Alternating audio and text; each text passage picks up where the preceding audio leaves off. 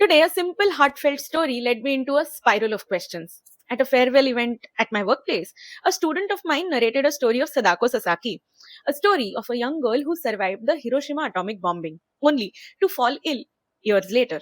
Story of a young girl who kept folding paper cranes, thousands of them, holding on to hope, to healing, and to life, even though she lost it eventually. The room, upon hearing the story, went quiet. Everyone felt it so deeply. And that is why the story travels across.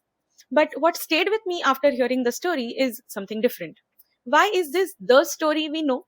Out of thousands of lives affected in the Hiroshima and Nagasaki atomic bombing, why does only one story circle the world?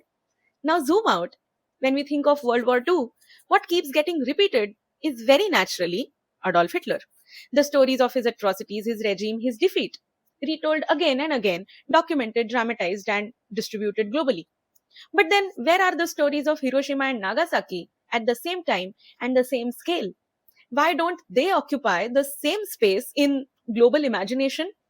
Because stories don't just spread on their own, they are pushed, funded, and repeated. And for decades, much of that global storytelling power has sat with places like Hollywood. So over time, one version of events became the version, not always by force, but by sheer volume of stories. You can see the same pattern even now. Recently, also, when the USA rescued one of their pilots during the conflict, social media didn't just react. We almost recognized it as perfect movie plot, straight out of Hollywood script. Now think about it. In the middle of a real war, with real destruction happening, real loss happening, what stood out for people was a familiar storyline. The American hero, the mission, the rescue. Very clean, focused, and cinematic also, as always. And everything else just gets pushed out of the frame. That is how powerful repeated storytelling is. It trains us to notice certain stories only, to respond to certain character arcs, and to remember only certain sides.